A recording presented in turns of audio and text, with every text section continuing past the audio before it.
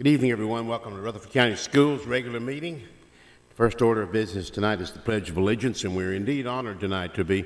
It's going to be led by Scout Troop 3200 from Browns Chapel. And if everyone would please stand, Scout Troop, take it away.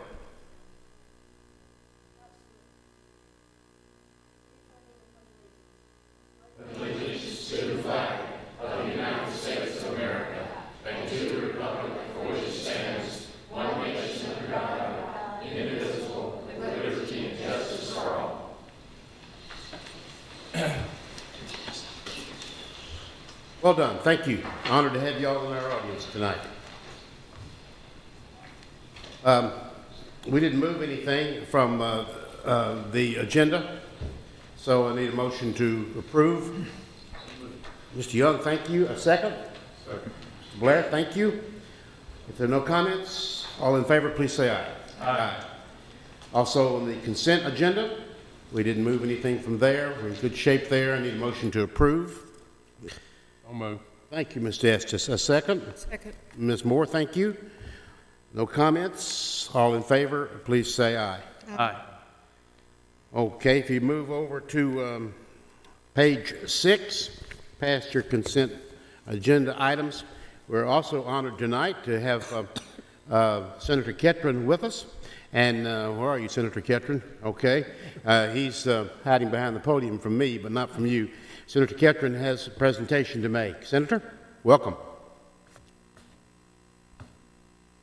Thank you, Mr. Chairman, members of the school board. It's an honor and a pleasure to be before this committee tonight to make a special presentation for someone who has been very special to Rutherford County and the operation of this board and education as well. And if I could, I'd like to have Mr. Clarity. Would come up and stand beside me over here, Mr. Clarity. You look surprised, don't you? Quite a surprise. I'm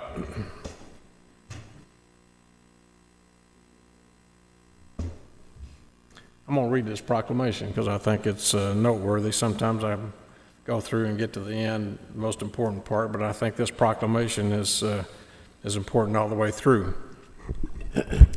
Whereas it is appropriate that the members of the legislative body should honor those who have performed with uncommon devotion and enthusiasm throughout their years of industry, and whereas Gary Clarity is one such estimable person who has served with probity at Rutherford County Schools and will soon take his much-deserved retirement. Whereas on October 18th, 2004, Mr. Clarity retired to manage and supervise the maintenance and construction of one of the fastest-growing school systems in the state as the Assistant Superintendent for Engineering and Construction for Rutherford County Schools.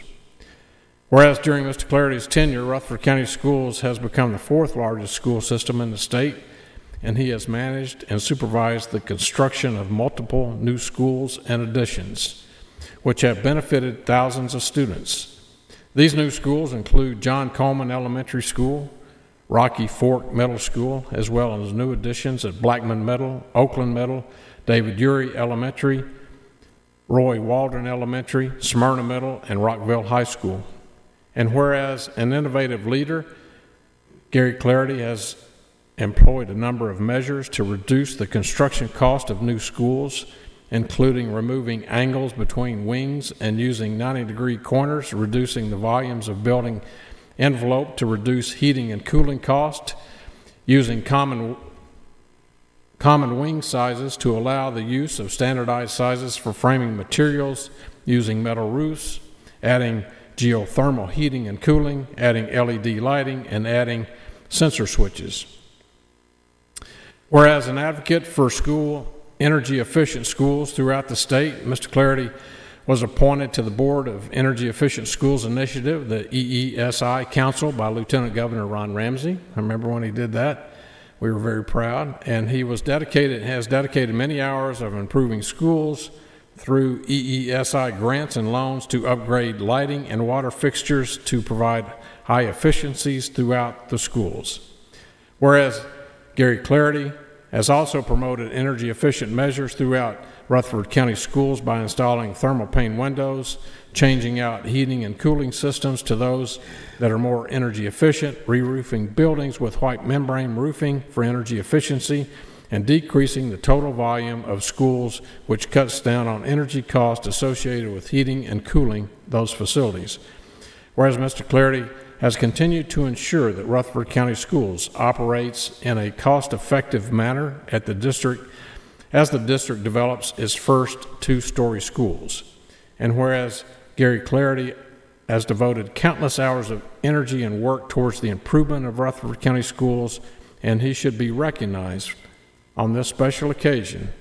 Now, therefore, I, Randy McNally, Speaker of the Senate of the 110th General Assembly of the State of Tennessee, at the request and in conjunction with Senator Bill Ketron, do hereby proclaim that on the occasion of his retirement, we honor and commend Gary Clarity for his 14 years of distinguished service to Rutherford County Schools and extend him our best wishes for much continued success and happiness. Proclaim Nashville, Tennessee, on the 3rd day of May, 2018, signed by Lieutenant Governor and myself.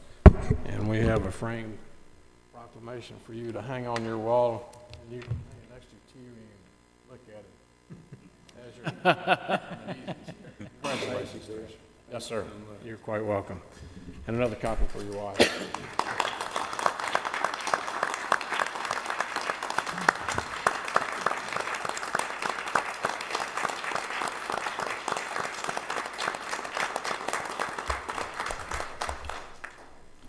Thank you, Mr. Ketron, and thank the school board. It's been a real pleasure to work with everyone here. And Mr. Ketron has a great chance of becoming the next mayor of Rutherford County. And I hope that he will take that opportunity to work like the previous two mayors, Nancy Allen and Mayor Burgess, with the heart and the spirit of the school board and the employees for Rutherford County Schools, for the children and the citizens of Rutherford County. Thank you. Thank you.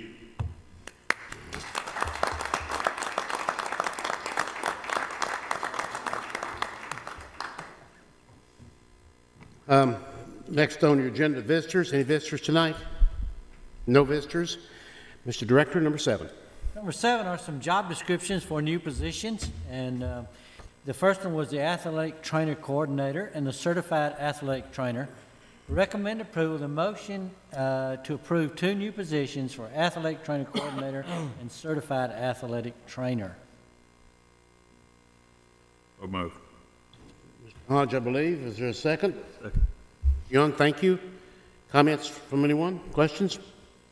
I think we're in good shape with this. Before we vote, just remind the public that we have already looked at a number of these items on our work session tonight, that we're not just reading things and passing them. Every one of them has been subject to considerable discussion if needed. If there's no comments, all in favor, please say aye. Aye. Aye. Anybody opposed? Number 8. Number 8A is the Blackman High School baseball restroom laundry concession stand. Dr. Lisa Justice, principal of Blackman High School, has submitted a request to add restrooms and a laundry room to the existing baseball building. The addition will be approximately 12 feet, 8 inches by 28 feet. She has also requested permission to rearrange the seating at the baseball field and add a small 10 feet by 8 inch by 10 feet by 8 inch concession stand. The project will be fully funded by gifts and funds raised by parents and the team. Dr. Justice submitted the appropriate paperwork. Everything appears to be in order, and engineering has checked the site and there are no conflicts. Blackman High will purchase the appropriate permits and meet all state and local codes at no cost to the board. The estimated total cost is $29,850. Recommend approval. The motion is to approve construction of a baseball building addition, and a concession stand is presented at no cost to the board. Before we get a motion, Dr. Justice is here along with our baseball coach, Coach Vetter. if you have questions, they're here to answer them tonight if you have any. If not, I need a motion. I'll move. Thank you, Mr. Hodge. A second. Second. Thank you, Mr. Blair. Questions, comments? All in favor, please say aye. Aye. Anybody opposed? Also, this would be a good opportunity, perhaps, for me to, you do have some material there from Dr. Justice on the turf field and things of that nature. I just want to make sure that you have that material and that you have read it. There's nothing on the agenda tonight that relates to that, but she brought some material for you, which we deeply appreciate. Thank you. Part B. B, and Senator Ketchum, this fits right with part of the resolution you read. Automated control systems for 15 schools. The Energy Efficient Schools Initiative has approved a loan in the amount of $1,282,842 to install automated energy management systems in the balance of the Rutherford County schools for maximizing energy efficiency. These buildings include Rockville Elementary School, the Central Magnet School, Siegel High School, Holloway High School, Christiana Elementary School, Christiana Middle School, Central Office Building, the Maintenance and Adult Ed Building, Cedar Grove Elementary School, Smyrna Elementary School, Roy Waldron School, Oakland High School, Riverdale High School, and Smyrna High School, and Laverne High School. The loan has a 1% interest rate and a term of 3 years. The simple average payback from savings is 3.33 years, which means that we will be putting money back into the budget in 3.33 years. The application, approval, and contract is attached under a tab for board review. This application must be approved and forwarded to the County Commission as approved. Recommend approval. The motion is to approve a loan in the amount of $1,282,842 at 1% interest and a term of 3 years from the Energy Efficient Schools Initiative for automated energy management systems. The work will commence once the agreement has been made to the full County Commission and signed by the county mayor. And to our people listening, again, it's been 3 years. These energy savings in 3 years, we haven't had to increase our budget for utilities. And we're talking about gas, electricity, water, sewer. Pretty good deal for go 3 years. When we're adding more square feet all the time, we've been able to offset it. So this is to get the remainder of our schools under this energy management. Questions from the board? Mr. Chairman, move for approval. Thank you, Mr. Holliday. Is there a second? Mr. Young, thank you. If there are no questions, comments, all in favor, please say aye. Aye. Anybody opposed? Part C. Part C is a right-of-way and easement and electric meter agreement for Atmos Energy Corporation. Mr. Ronnie Sutton of Atmos Energy Corporation followed 2 agreements for Rutherford County school property at Walter Hill. One is a 30-feet diameter right-of-way easement agreement for the length of 10 years at the intersection of Highway 231 and Jefferson Pike, where we currently have a pole light and a flashing school sign. Atmos wants to install an antenna at the top of a new pole at the same location for the digital metering. They want to replace the pole, reinstall a new parking light, and put the flashing school light back up on the pole and change the meter over to their name and pay the electric bill for the parking lot, the flashing school light, and the antenna for the length of the term of the agreement. The electric meter agreement gives them permission to put the current service under their name and will repair and maintain the pole and antenna. Engineering has reviewed the site and location and finds no conflicts or issues with the agreements. Mr. Reed, School Board Attorney, has reviewed the agreements. Recommend approval. The motion is to approve the right-of-way easement agreement and the electric meter agreement for Atmos Energy Corporation as presented. There's no questions. I need a motion. So moved. Mr. Blair, thank you. A second. Ms. Moore, thank you. Comments? All in favor, please say aye. Aye. Anybody opposed? Next. Okay, number 9 is the transportation. Pursuant to Policy 3.405, Bus Contract Award Procedures, the potential contractor lists for the 2018-2019 school year are presented. These 2 lists, the first priority list is regular bus drivers. Second priority list are those contractors who currently own 1 or more contracts, and they are for approval to facilitate the awarding of new bus contracts on a timely basis for the beginning of the new school year and thereafter, as contracts are turned into the Transportation Department throughout the year. recommend approval. The motion is to approve the potential first and second priority list for the 2018-19 school year as presented. Questions, comments? Need a motion? So moved. Mr. Holliday, thank you. A second? Second. Mr. Estes, thank you. Any comments? If none, all in favor, please say aye. Aye. Aye. Anybody opposed? And of course, there is none. Mr. Evans is moving to the front now, board, and if you would look at your material that we got on Tuesday on the zone exemption request. As I understand, the parties are here tonight, and Mr. Evans has a few opening remarks about this zoning request, and I can give you a few minutes here, a few seconds at least, to get your materials out and ready to go. Mr. Evans, thank you for being with us, and take it away, sir. Ms. Bush needs to actually swear Ms. Hancock in. That'll be fine.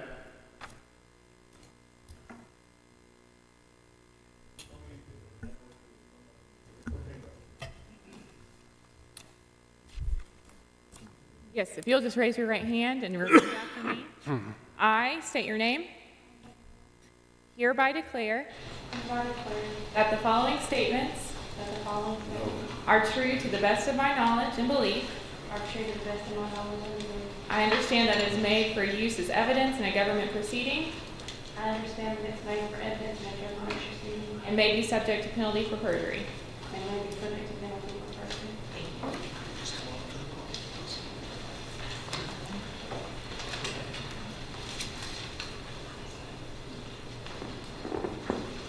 Thank you. Welcome. Mr. Jordan? Yes, sir. Okay. Yes, sir. The Hancock is requesting a zone exemption for their child to go from Rockdale Middle School to Eagleville School for the middle grades. Ms. Jordan and I previously reviewed this request. Mr. Tuttle, principal of Eagle, has indicated that the space is not available in 6th grade, which is the grade the child would need, which is why the zone exemption has been denied at this point. But she's going to tell you now her reason for wanting this request, and we're here to answer your questions you have. Absolutely. Welcome, Ms. Hancock. Feel free to start whenever you wish. Could we have your full name and address, please? Dawn M. Hancock, 2209 Scout Drive, Rockville, Tennessee, 37153. Thank you very much. You can begin. Due to my son's diagnosis and his 504, we are requesting a zone exemption to the smallest Rutherford County middle school. As early as kindergarten, he received OSS due to an incident during dismissal. He was with Rutherford County Schools. We moved to the city schools, and he received ISS twice, once in 2nd grade and once in 3rd grade, for incidents in the cafeteria. He has trouble with large crowds, noises, and unexpected changes and transitions. For 5th grade, we attended campus school. He broke his leg, and this was the best school year we have ever had. The smaller environment was very beneficial for him. We would like to continue his academic success and reduce behavior situations. We respectfully request the board's approval of our zone exemption to Eagleville School. Thank you. Thank you, Ms. Hancock. If I could, Mr. Jordan. Yes, sir. Please. It's sometimes a misconception that Eagleville is a small school. Because they serve 13 grades, they're actually about the same size as Rockdale Middle School. They have 959 students as of today. The middle school has 1,011, so there's about 52 students there difference. Furthermore, the class sizes are defined by the state. In 6th grade, it's 1 to 25 ratio, so your middle school classrooms are going to be about the same in both environments. We also feel like, from reviewing the 504 plan, that his needs can be met, accommodation between that at Rockville Middle School. And again, Mr. Tollett said their space is not available in the 6th grade, so that's why we're denying this one. My last check of the website reviewed that there were 12, almost 1,300 middle school students at Rockville. Today's count showed 1,011. That's the latest number we have. What's the difference between Eagleville and Rockville? I thought you said Eagleville was 1,000. Eagle is 959, and Rockville Middle School is 1,011. So about 52 kids difference between the two. When we went to the open house, the school was playing the band in the cafeteria. My child ran out of the school.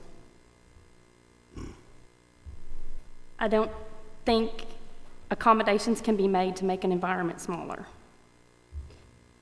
Campus school only had 2 fifth grades, and he was in that cafeteria with only 2 fifth grades. And so I feel like that's why we were successful. That's why I asked for this exemption. And it's definitely understandable. Anytime you move a child from elementary to middle school, it's intimidating. It tends to be a larger environment. Campus school obviously is a very small school, and so I understand that that's intimidating. So I've already shown that he's had a rough go of it, and I would like to continue something smaller so that he doesn't have a rough go of it. Mr. Chairman, I've looked at this, and I've tried to think this through, that this would be a smaller environment, but I don't see that with the number of students at Eagleville and the use of the cafeteria. You're still going to be with a large number of students in the cafeteria no matter what. And the student population is so close, and I don't know that it's fair to overcrowd a non-zone school when it's already full. And like Mr. Evans said, that his needs would be met there at Rockville Middle. So based on that, I would move to deny the exemption. Do it. Let's get a second to the motion if there is one. Mr. Hodge, thank you. Okay. Put another way, and I'm sure you're aware that this board is not against students at all. we want the best environment for anyone. But he's going to be in a classroom. Mr. Blair didn't really say this directly, but he's going to be in a classroom with 24 other students, either place. And that, to me, kind of says it all. I'm sympathetic with what you're asking for. And let me say something kind of about Eagleville, too, that Mr. Tollett, the principal, has been pretty much full in the 8th grade and below for a number of years. Last time I was out there, I think the last time I was out there, which is fairly frequent, I mean, he's got a sign on the front door that they have no room in the elementary school. They have room for high school students. But, so there's, just put, I guess, kind of, well, I don't like to be brutal about it, but here it is. There's no place for him to sit, according to Mr. Tollett. And I can assure you, I would bet my life on it that the figures that Mr. Evans just gave us is accurate as far as the total number of students that are involved. But with that said, do other board members have comment? And I would like to also say that I am sympathetic and I understand, but sometimes we are tasked with a very difficult decision, and this certainly is one. So, the design of the building with the wings, typically the 6th grades in a wing, 7th in a wing, and 8th in a wing, which would be a little over 300 students with their 1,011. It would be very similar to, you had 300 and something students at campus. It'd be very similar, the wing they're in, and that's where they change classes in that wing, unless they're going down to the lunchroom to eat or into the gym for PE. It wouldn't be a great interaction with the other students because most everything is in, their academics are in that wing, is what I'm saying. I'm concerned with class time changes. That's very chaotic.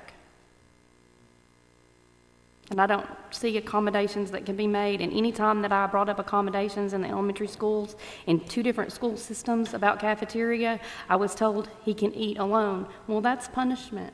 So, well, never mind.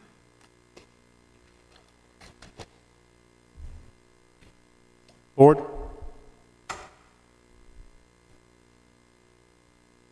We have a motion and a second.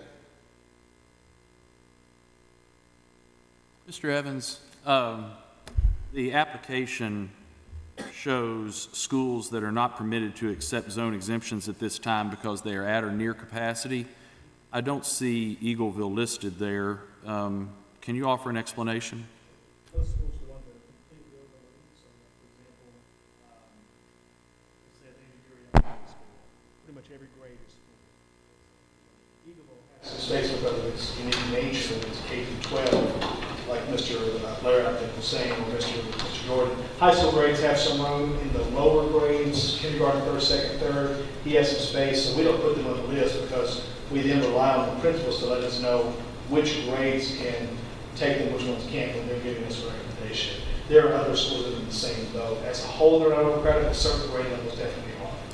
Thank you for the clarification. There were spots available for middle school.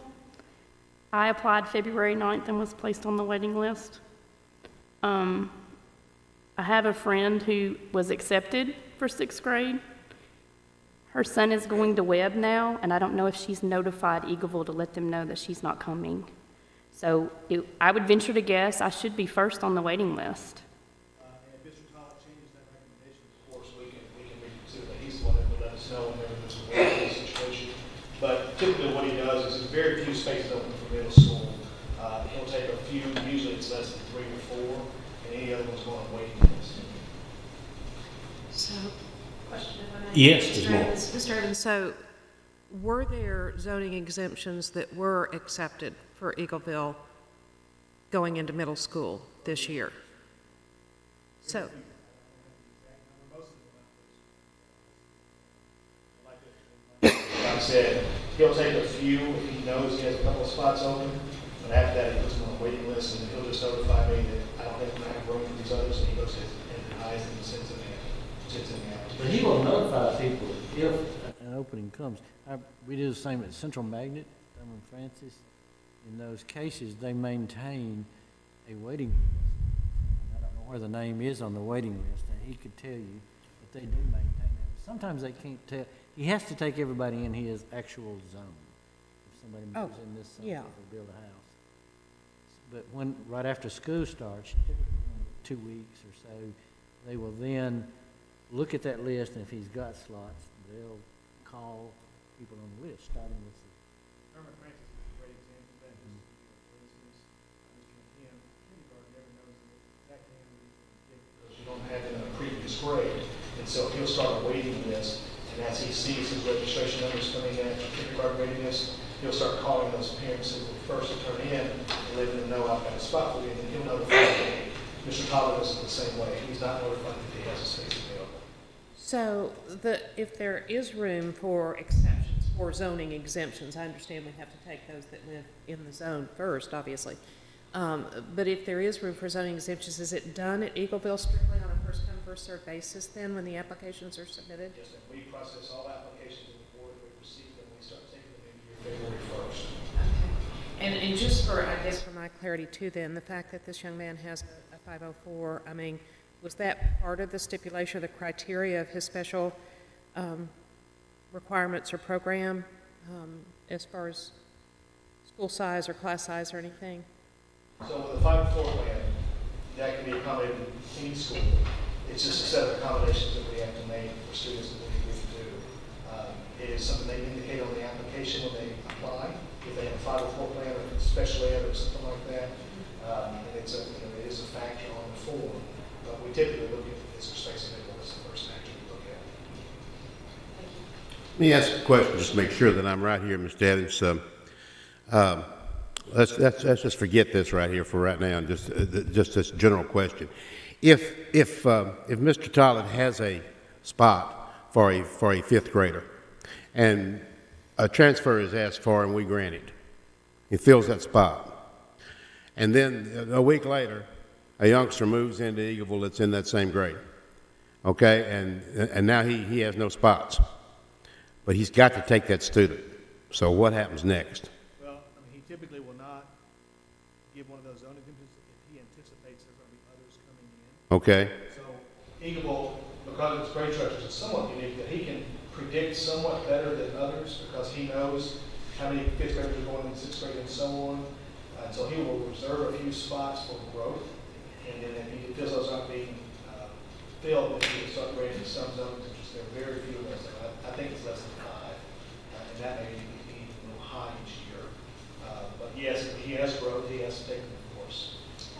I know of 2 people that have gotten in to 6th grade. It's one of the little boys that's zoned for Blackman that went to campus school is going to Eagleville.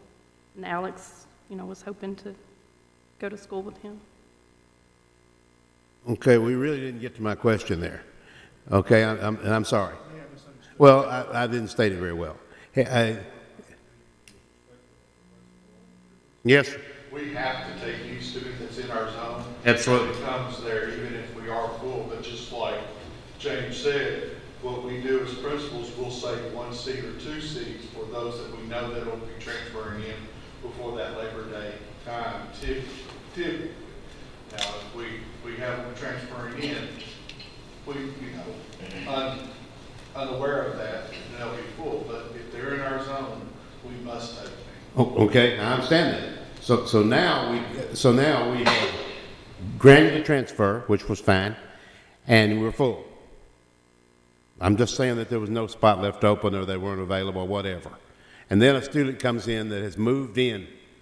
So now we got 26 5th graders and we got room for 25. What do we do? We have to take that student. We can go up to 27 students in a 5th grade classroom. But if I have that magic number of a 25.49 or actually 45, if you talk to Mr. Other 25.45, I have to grant a new teacher at about $70,000. They take the average, is what he's trying to say. Yeah. 4th, 5th, and 6th grade go together in the state's average for pupil-teacher ratio. What are her options if as far as the rest of the summer is concerned? Will we do anything? Can we do anything? Can we ask I guess we can ask Mr. Tollett again to look at it again a month from now.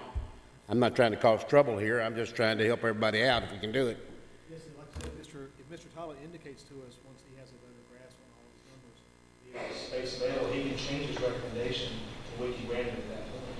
But if we vote by majority to deny the exemption, does that knock her out of that opportunity in the future? We may need a legal opinion, but I think that you can make that part of your motion that if the space becomes available, that you all will be okay with this granting at a later date. Mr. Chairman, I would like to amend my motion to make that happen if space becomes available. Who seconded? Mr. Hodge. Is that all right? Well, the summer just started. I mean, a lot of things could happen in the next 40 days or 50 days or so. And we don't know what that situation might be. Worse, might be better. Okay, we have a motion that Mr. Blair has restated. Restate it again, Mr. Blair, if you would. Just make sure we're all on the same page. Denying the exemption, but if space becomes available, she would be allowed to reapply for admission. School. Okay, that's all right, Mr. Hodge. And I would amend it to just state that she would remain in her current designated spot on the waiting list instead of reapply. So she would just... Well, but I'm not saying anything about the spot. I'm just saying that she is eligible because my concern was the majority of this board denied the appeal, then that would knock her completely out of any transfer.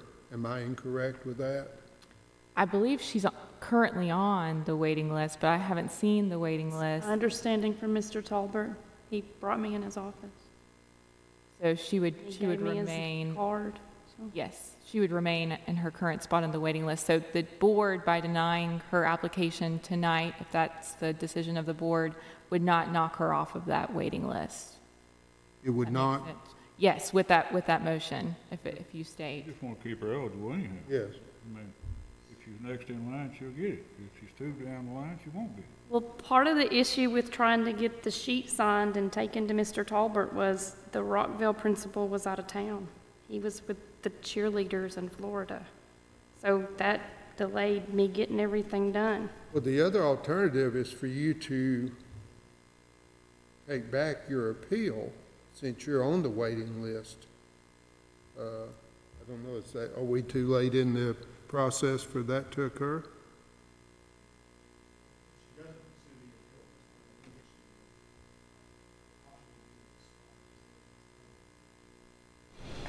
I think you're trying to achieve the same thing no matter what. As you all stated, that you're just trying to make sure she's still eligible should a spot come available. Yes. Is that what I'm understanding? Yes. And Mr. Chairman, I understand there's already a motion that's been made, but I guess just for me to kind of clarify a little bit further with the whole waiting list thing, again, with this mother's plea for the specific reasons that her request has been made and in consideration of his, 504 with special accommodations, and I understand we're saying that those accommodations can be met at any of the schools, I get that. But would it be possible in that motion, and would it be even appropriate, I guess, from a legal standpoint, based on our rules and our guidelines, for us to even put in some sort of a caveat that if a space becomes available, if all circumstances are the same and none of the other students on the waiting list have that kind of a special need request, that we could elevate this student to the top of that waiting list?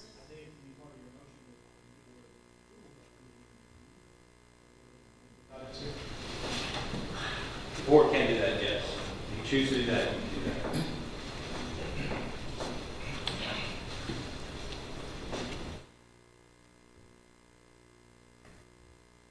That's not what the current motion is, though, right?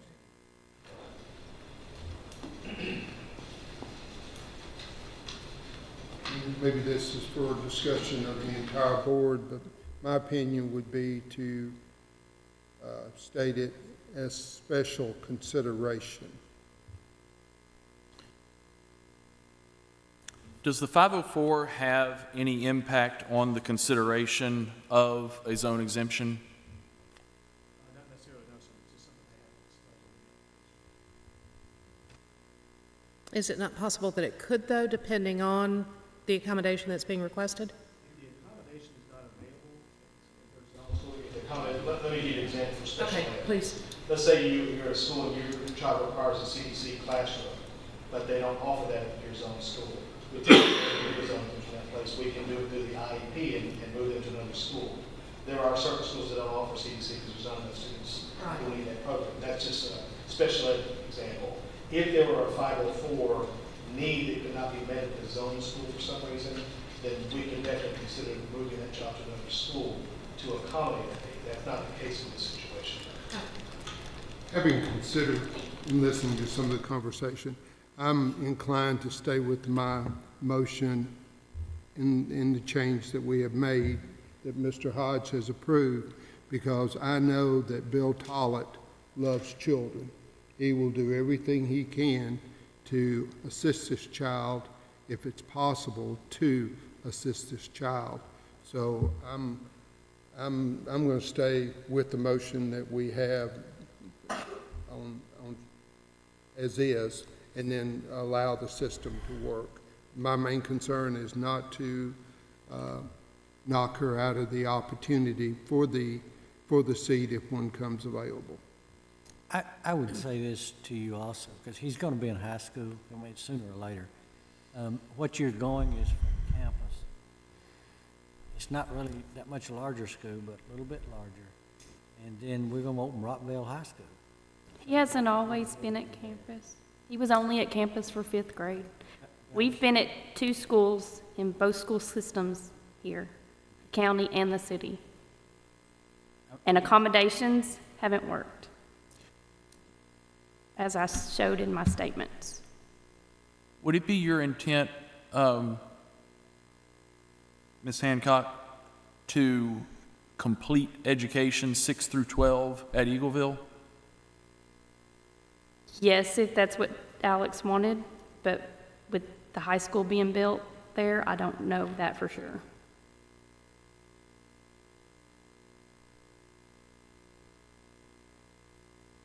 That wouldn't make any difference. He'd still have to apply for his own exemption every year, is my understanding. It's through the life of that school, so he would be approved. Stay in Eagleville. And Eagleville would certainly be a smaller environment than what Rockvale High School, but opening of Rockvale High School, numbers will be down. I don't know that that's an accurate statement. Yeah, it is hard to predict, yeah. And not to make you think that I just did this, I mean, I tried to get him into Central, but he didn't pass the test. So it's, I mean,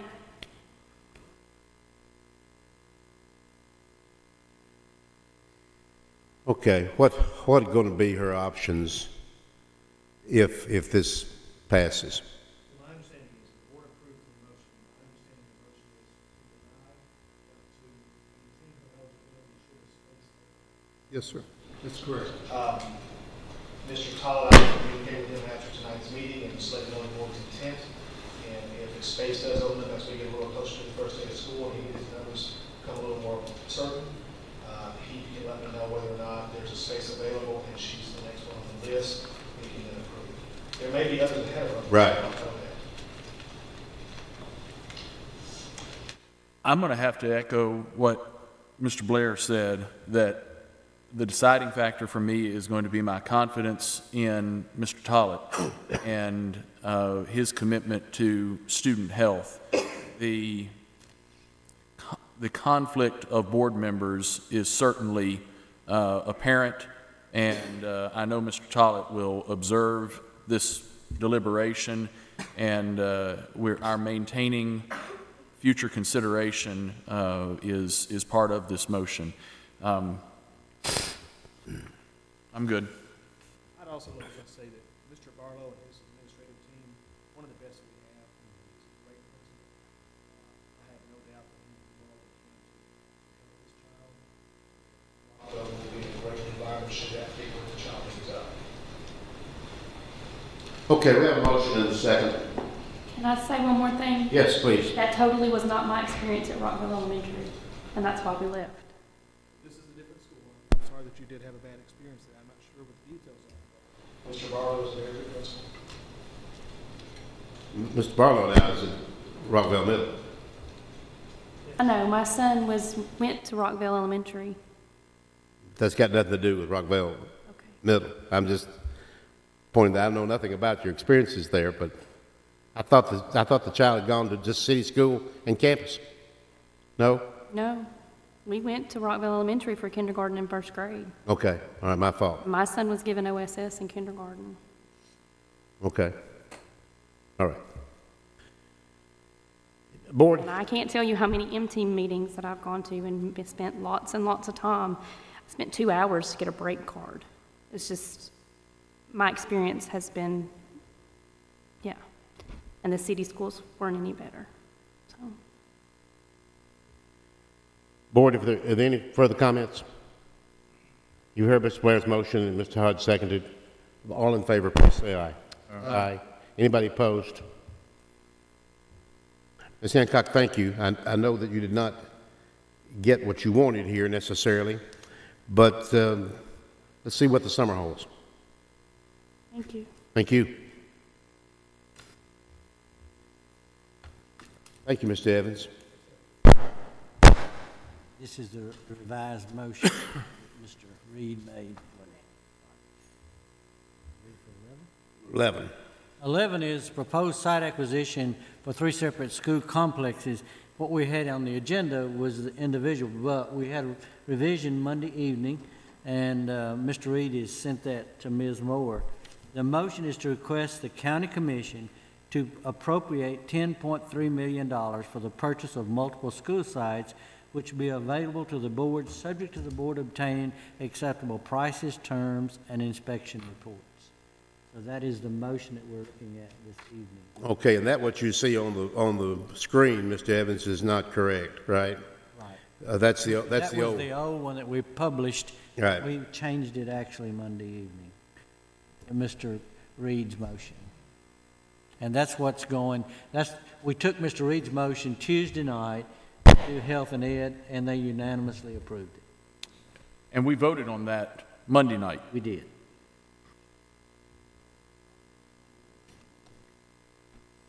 Board, any comments on the director's motion? Want me to read it again? We don't have to. That's right, because that was advertised, because the other, that wasn't a work session item. We I don't have forgot, to. that's right. That was an advertised meeting as to that item. We can ignore 11.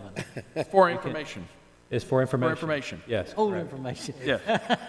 It's good Yeah, information. You're right. I know there's some questions. I'm not sure. I have not seen what the county approved at the Health and Ed Committee that night, so I don't know exactly how their motion came out. I know some of you asked for it, and by the time I requested today, they were closed, so I did not get answers to that today. So I'm not sure exactly what got passed at Health and Ed, but you guys were there, Basically, so your motion. you know. Okay. I think. All right. Very good. Okay. Yeah, Mr. Okay. Thank you. I think I think what we did there was really, I think it was really good, and I think they really appreciated how it was stated, Mr. Reed's motion, et cetera, and the general idea of what we were going to do for the future. And I know people probably, I don't know what they thought really. I haven't heard any feedback, but that idea could, I think, potentially save a ton of money in the future. I think it was pretty smooth. We actually told them, you know, this is a paradigm shift for them, that we find ourselves so often having to run out and find property because enrollments jump. We're in almost a panic mode. And they, honestly, the ones I've talked to on the phone and the other night actually see, you know, you just had the reappraisal of properties, and they see what's happening, and they actually seemed relieved Yeah. to be able that we would actually be shifting and looking to the future about where to building. So they seemed to be pleased, and I was certainly happy they were pleased. And a number of the Health and Ed members mentioned the trust in our director and in the board in general, and that they were going to approve it and see what the future holds. And I appreciated that very much as well. I think that was a real compliment to this board. If there are no further comments, are we down to insurance? Is that where we are? No new information from Tuesday night, and then our next meeting is August. Thank you, Dr. Anthony. Director's update. Since this is my last meeting, I would like to, if you'll give me the liberty, I'd like to do some thanks. No. No. No. By all means. Okay. I do appreciate the confidence and support that you as a board and as individual members placed in me to be the Rutherford County Director of Schools. I was privileged to have served during the periods while 3 of you that are on the board were actually chairman of the board. Now, I'm going to kind of go back now as I say something to each one of you. I had a short stint in July and August when Dr. Mark Burns, you know, and he did not run for office again. So Dr. Burns came to the reception the other night. Lots of respect for that fellow. Very good board chairman, board member, you know, for that 2 months that I was with him. A lot of respect. Provost now of MTSU, so he's definitely moved on up the ladder in that. But I'd say right after that, and starting, of course, September 1, Mr. Hodge, I'd say this to you. You know, after that little stint with Mark Burns, Mr. Hodge served as the chairman for the next 2 years of my tenure, and you helped guide me through those first learning years. I mean, you're valuable. You were a really wise resource when I needed to call and kind of learn. You've been on the board a while to do that, and he knows. I gave him the telephone calls and share an idea. Mr. Hodge was there. Thank you, Mr. Hodge. I appreciate that. Mr. Blair, he was the second one that I served under, and he served for the next 2 years. I already knew Mr. Blair's leadership skills, really from working with him and how he motivates people. Served as the PTO president of David Urey Elementary School, where I was principal. He really do. I'd have to diverge a minute. He's got 2 wonderful, intelligent children, Zachary and Hillary. And they attended David Urey while I was principal. And he devoted time to that school because of his interest in his kid and interest in education. And thank you, Mr. Blair, but I will say from this board standpoint, they're going to miss your expertise and your passion for education. But what they lose, you're going to have a granddaughter that's going to gain a proud grandfather. So maybe that's some offsetting thing there to do. Mr. Jordan. And I've known Mr. Jordan prior to joining the board for a time. He taught my girls at Las Casas, attended church with me for a while. And I attended along with Mr. Gill to watch him chair the county's Health and Education Committee. And one thing I'd say about you, Mr. Jordan, I've never heard you deny the fact that you're proud to be called an educator. And you bring a wealth of leadership experience. Thank you, Mr. Jordan. I appreciate that. Was that better than Mr. Blair? Was it I'm not going to get in the ratings. Oh, okay. Well, then I was then. But I want to say something about the rest of you. You may not have been chair, but you certainly contributed to my career and to Rutherford County education. Mr. Jim Estes, with his career in technical education teacher, he knows how critical it is to prepare students for the working life after school, whether the student's going directly into the working environment or whether they're going to go to some post-secondary first and then into the job market. He understands that. He knows that. One thing that I've kind of noticed with Mr. Estes over the years, you seem to know kind of what students are thinking. You have a deep understanding of that when they're trying to look at, from your experiences, what am I going to do next or where do I go? You understand that. Thank you for those contributions, what you do. Keep doing it. You know, you do a really good job at that. Mr. Young over there. I've had connections with Mr. Young before he was born. His mother and dad, back when I was a teenager. I now attend church with Mr. Young. And I can tell you, even in his church life there, he's served in several capacities on boards and things there. He's willing to serve the whole congregation. He doesn't back up from a task when it's to be done. He comes from a quality family with a lot of values and respect and achievement. So he's an asset to this board. Thank you, Mr. Young. Appreciate it. Ms. Moore, you're our one lady on the board, which brings some unique perspectives to our deliberations on policies and initiatives that we have for students. You can tell I wrote this down so I wouldn't wander off too much on most of these. You got a background in human resources, and that enhances your ability to verbalize issues related to compensation, to insurance, and other employee support factors. And your perspective on these and adding the questions and having us to look at it is significant to this board. So thank you, Ms. Moore, for your contribution to what you do. Going to appreciate those. Mr. Holliday, he kind of has the traits of a Barnabas. And what I mean by that, he's an encourager. And over the years, he's been one of the most encouraging people to me as a director. You're absolutely well-spoken advocate, how well Rutherford County Schools performs, and calling us innovative, academics, and other things that we do. The board's going to miss your articulation skills. They're going to miss your questioning voice that served to make us better. Thank you, Mr. Holliday. Appreciate that. Now, the next one, Ms. Michaels. I know. She knows more people and their connection to this community than almost anybody I know. You never mention anybody Ms. Michaels doesn't know and does something about them. She's efficient. She's always timely. She's an extraordinary planner if she ever wants another career. She's an exemplary, extremely valuable asset to Rutherford County Schools, the director, and you as individual board members. I'm not telling you anything you don't already know. So when you really stop and put things in perspective, I can assure you when she leaves, she's going to be missed more than Don Odom or a lot of the rest of us. Thank you for your contributions, Ms. Michaels. I've gotten to know Mr. Spurlock. He is really representing us. We get up there with budget and finance this evening. He went up there. But I've really gotten to know him much better over the last month when he's worked in late May in the central office and all. You know, he has a heart for education. He certainly understands the challenges related to public education and specifically to Rutherford County. As he and I addressed a new group of 41 new teachers this morning. We've been through 3 of those. He and I have come in and addressed each one of those, welcomed them to Rutherford County, and talked to them. And he tells them, you know, he went through Rutherford County schools. His children went through Rutherford County schools. He's been administrator in Rutherford County schools. So he understands those needs.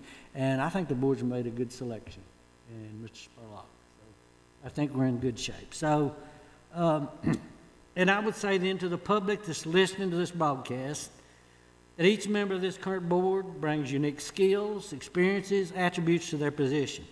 But I want everyone to know that each one of these individuals has a heart for public education, demonstrates a commitment to providing the best education to children and young people attending our system. They manage our funds and resources well, as evidenced by the fact that we are a designated academic exemplary school system. We still spend about $1,300 less than the average Tennessee school system per pupil.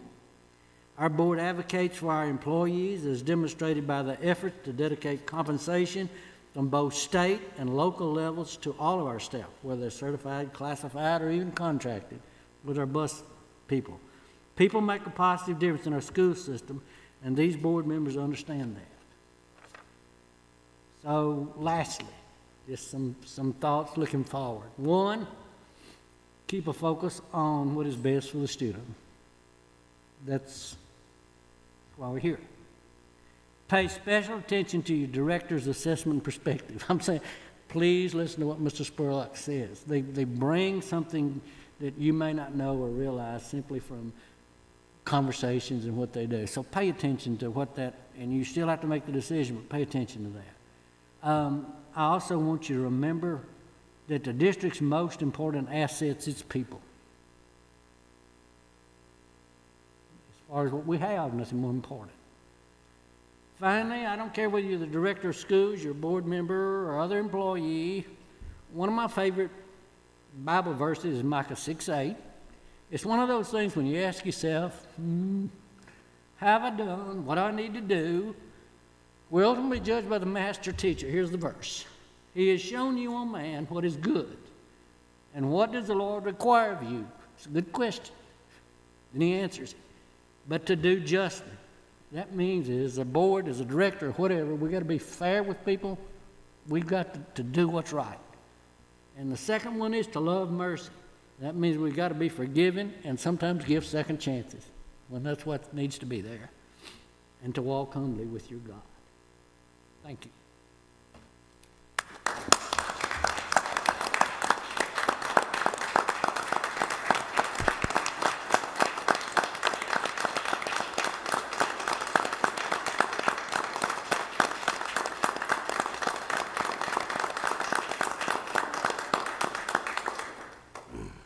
I could get through with it, but I didn't quite make it. Mr. Chairman, is there going to be an opportunity to respond, or you want to do that at the end? Let's save it for the end if we can. Mr. Blair, I don't believe I'm going to be able to follow that with anything that'll make much sense. Let's go on to 14, if you're all through with director's update. Ms. Moore? Well, I'm going to have a hard time articulating anything after that as well, but I would probably pass on my report, although there has been one thing that I know all the board is aware of that's been pretty coming out of the Capitol this week, but some of our public and audience might not be aware of, and that is that the commissioner has formally announced that they have determined that the issues that happened with the testing this year were indeed not the result of a cyber attack or an outside attack. So, Mr. Jordan, we can forget about those bulldozers, or the bulldozer that we were still looking for, but that indeed they have indicated that they were the fault of the testing company, and some of the things that they had done in making a change from the text to speech, I guess, had just really kind of thrown the whole system out of whack. Also the fact that they are asking for, or going to pay, I think it's $2.5 million less to the testing company than was originally agreed to in the contract, and that they will open it up for new testing companies to bid, but we will be keeping the contract with Questar for the next year because it is too late, obviously, to try to secure a contract with new vendors. But I appreciated the fact that they were willing to step up and admit what I think a lot of the public had already pretty much figured out, that the rest of it was, quite frankly, smoke and mirrors, trying to either protect the testing company or for the testing company to mislead the public. So I would like to thank the commissioner for that we at least got it out there, and hopefully we're back on the right track to getting that taken care of. They announced this afternoon, not too long before the board meeting, that they're not going to test grades 3 through 5 social studies next year. will, from 6 up, but they will not test 3 through 5. They have got to do some of the norming and some of the other stuff, so they're going to forego it for this next year. So that's another test kind of drop for the next year, along with the chemistry, which they've, changed, and other things like that. Just responding to that a little bit, I'm reasonably certain that since we discussed it that week a couple of times, that we were almost certain that it was not a hack. I mean, almost positive, despite their claims in the newspapers and so forth. And also, maybe we shouldn't, say too much about it, but a $2.5 million essentially fine may sound ridiculous, but that's just a slap on the wrist. That means very little. They've still got massive problems, and they extend to us, unfortunately, and testing in general. Anything else, Ms. Moore? Thank you. Mr. Holliday? Thank you, Mr. Chairman. Yes. Pardon me, and maybe it's a good thing we'll have a little emotional break here before we go back into appreciation for our director, but I wanted to talk about a report that was released just today. It's titled Delivering Government Solutions in the 21st Century, Reform Plan and Reorganization Recommendations. Some members of the public and board members should be aware that there is a proposal to combine the Department of Education with the Department of Labor and create what would be known as the Department of Education and Workforce Development. And I've given you some pages of that report for your review.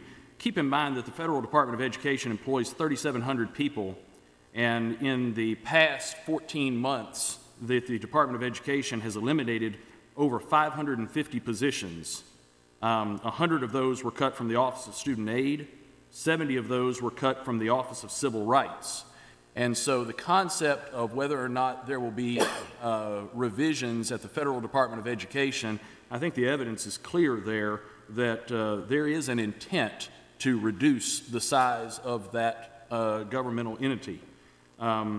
Also going on from the federal level, from the federal perspective, our debate about immigration reform, and I'm receiving emails from the National School Boards Association about how those immigration reforms can affect our classrooms with the non-citizen students that are in our classrooms.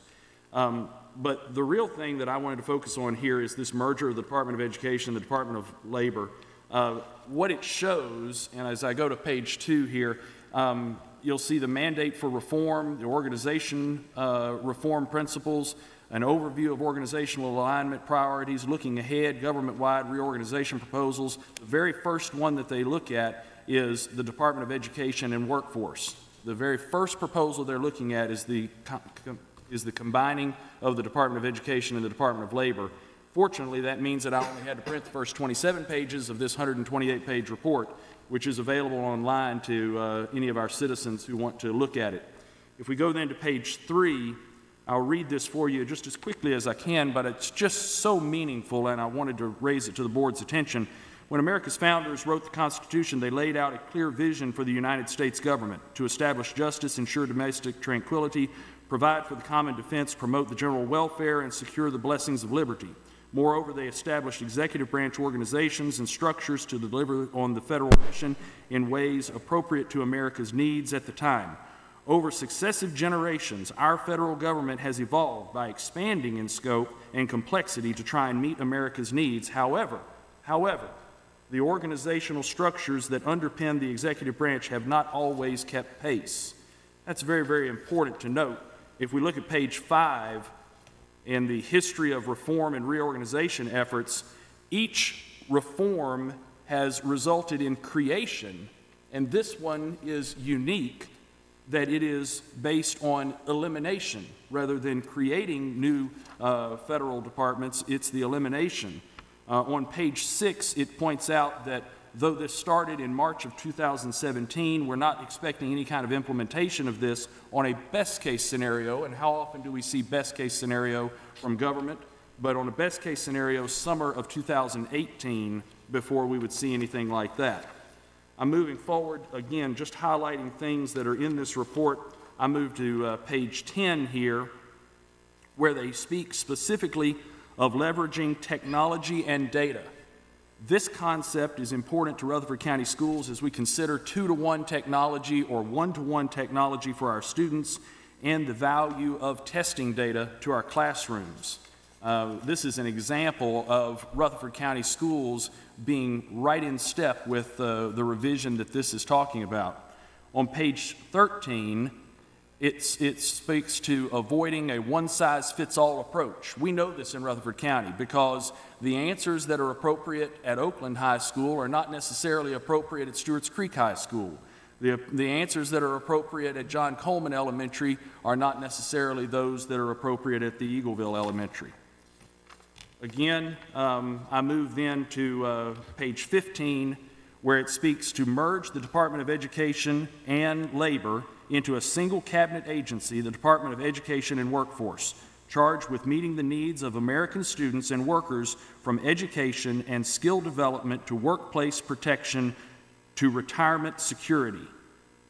As part of the merger, the administration also proposes significant government-wide workforce development program consolidations, streamlining separate programs in order to increase efficiencies and better serve American workers. What they're saying here is they're moving toward workforce development. And of course, here in Rutherford County, our partnership between the school system and the Rutherford County Chamber of Commerce has been huge in our ability to have workforce development. It has fed our economy, and it has also been a highlight of our school system. So the administration is proposing these type of changes. And finally, I move to a picture that is on page 19. One last quote here, and we'll wrap up. Education and labor are intimately interwoven. As the father of vocational education, Frank Parsons, put it, all education is in the last analysis vocational education because it is supposed to prepare students for their lives and future careers. These departments would benefit greatly from being conjoined. In summary and in closing, this is a proposal that is in lockstep with what is happening in Rutherford County. It sets us up once again, as I have shared with the board from time to time, to be the inspiration for what education reform is in the United States of America.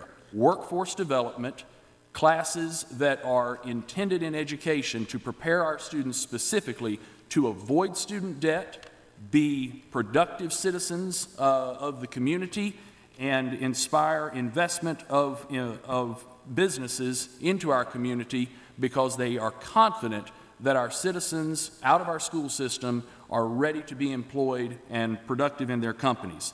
Not since the Industrial Revolution have the stakes of dealing with change been so high. Most traditional organizations have accepted, in theory at least, that they must either change or die. I believe the Department of Education is in for some changes. Questions or comments from Mr. Holliday? I do, Mr. Chairman. Mr. Holliday, is this recommendation, this plan, I'm taking it from what I'm seeing here at first blush, comes directly from the President's office then? It is. It's even referred to as the President's Management Adjustment, PMA. But this is, and I choose to kind of separate myself from who the President is and rather think of what the President is. But the executive branch of our government is saying government is a little too large. And they highlight in the other 100 pages, I've shown you the first 27 because it's specific to education, but they get into the discrepancies between the Federal Transportation Department regulating transportation on rail and in flight and on our roadways, and yet the Department of Defense has maritime administration. And transportation is transportation, but historically these things have evolved. Likewise, in the food areas, there are things that the Food and Drug Administration has jurisdiction over, and that there are areas that other agencies have jurisdiction over. What they've said in education specifically here is, we're educating for workforce development. We need to be connected to our businesses and align those things.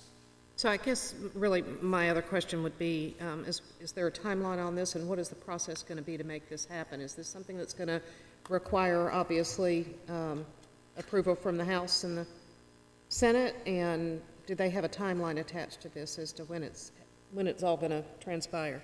Right. The timeline is shown on page 6 there, that shows that they solicited input all the way back to March of 2017. We're at that point of June 30th. I'm sorry. We're at that point of March, May 2018, where they're releasing this information, but they're hoping for congressional approval. When you want to establish a federal department, a cabinet position, it takes congressional approval, and to eliminate or substantially change it will take congressional approval as well. But what does not take congressional approval, and what gives evidence that it's worth our time to examine this, is the fact that 550 positions have already been cut through attrition and retirement out of the Department of Education, out of those 3,700 positions that are there. That's the evidence that indicates to us that this is real, and it should garner our attention. Thank you. Any other questions?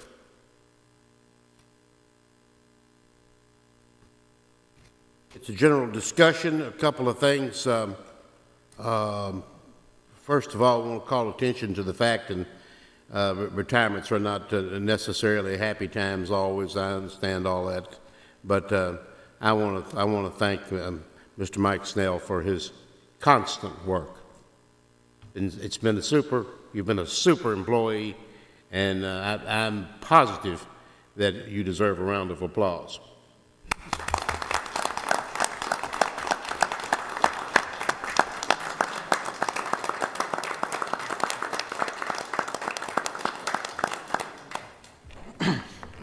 We can only hope Mrs. Snell keeps him busy. Well, I'm sure that will happen.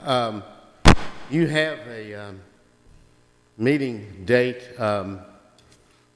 sheet from Ms. Michaels for our next 6 meetings. The next one will be July 16th, work session, 5 o'clock, and then the next night, board meeting. You be sure you have that in your calendars. If you have a question with that, if there's a problem, you need to see Ms. Michaels about conflicts and anything, and she can. This is not absolutely written in stone. This is for us to change if need be. I'm okay, but you may not be okay. I don't know. So our next meeting is July 16th. I think the county commission meets on the budget on the 26th. Is that correct? And remind you, of course, a lot of that involves us. And that is a 9 o'clock in the morning meeting. It's the only time that they meet in the morning. So just thought I'd let you know that. I believe that's a Tuesday, I believe. And they usually give themselves 2 or 3 days before the month ends in case they have a problem, and that's why they don't wait and don't do it on the 30th or the 29th. That's all I have on general discussion. By board members. You have an opportunity here to say publicly to Mr. Odom whatever you might want to say. I don't know what I could say except job well done. And it was obvious yesterday with the large number of people that showed up at the Ms. Michaels event that she organized and bought way too much food for. But we had a good time, and it was a lot of fun, and we got to, I guess, say goodbye, although it really won't be goodbye, but job well done, sir, and I appreciate your remarks very much. Board? I would like to say that it was an honor, Mr. Odom, to get to be your PTO president, and certainly it's been an honor for you to have led this board the last 5 years. You are admired, you're respected. I don't know if there's a higher compliment for a leader than to be loved, and you are loved. And I'm looking forward to our coffee in the mornings. And if y'all behave yourselves, you may get invited to have a sausage and biscuit with the director and myself, because we've already made a pact that we're going to continue to see each other from time to time and talk about what y'all do. So, but Mr. Odom, God bless you and thank you. I would love to have these scouts use you as an example of a life well lived. Thank you. Mr. Odom, you know, when I came on this board, of course, I didn't bring an educational background to the board. As we all know, I came from the public sector. And so I've had quite a learning curve. I still have one. And the time that you've taken and devoted to helping to educate me, to help me understand the ins and outs of the school system and the workings and most especially the finance and budget, which also was not my area of expertise, I just am enormously appreciative. Always take the time. You always make the time. I love the way that you've communicated to the board and always kept us up to speed on things. And from the bottom of my heart, thank you. I don't think I could have accomplished some of the things that I've done, and certainly would not have had the education that I've had without the time that you've devoted to it. So thank you. Mr. Odom, your personality and your professionalism is consistent. And I know this to be true because when I was elected in 2010, one of the first things that occurred in September of that year was a see you at the poll moment. And in September, at the first of the school year, there are a lot of schools that recognize that, but there was a note on the bulletin board in the break room here at the central office that there would be those that would see you at the poll at the central office. And I thought, well, I'm a board member now, so I guess that's where I'm supposed to be, is at the central office, because that's the place that I should be. And so I made the effort, which is always an effort for me to get to the central office, and I appreciate your patience with that over the years. But I made the effort that morning, and there were 4 ladies, Mr. Odom and myself, at the flagpole. You're a man of faith, and our school system has benefited from all you do. Thank you so much. Odom, I'd like to basically just say I've thoroughly enjoyed the last 14 years working with you since being a board member, and you're one of the hardest working men I've ever been around. And somebody gets here, probably the first out here and last to leave every evening, go do your farming after that. How you do it, I don't know. I've always appreciated you, as Ms. Moore said, keeping us posted. And how you do what you do, all the meetings and everything, I'll never know. But as I said before, you're a true gentleman, and I appreciate that.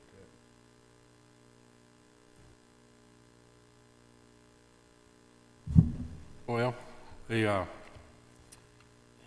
I've known Mr. Don Odom for many years, and one of the things from the past I remember about him is how teachers talked about what nice charts and graphs he would put out. And this was back before we had computers, so he worked hard at things like that. That's what's made him the man he is today, is hard work. He, one of the finest gentlemen I know. He always puts our students of Rutherford County first. He's done that since he was a teacher, a principal, administrator, and director of schools. One thing I can say from now on is I had the honor and the pleasure of working with Don Odom. Mr. Odom, I'd just like to say thank you. Being a young, I'm always used to going last, so.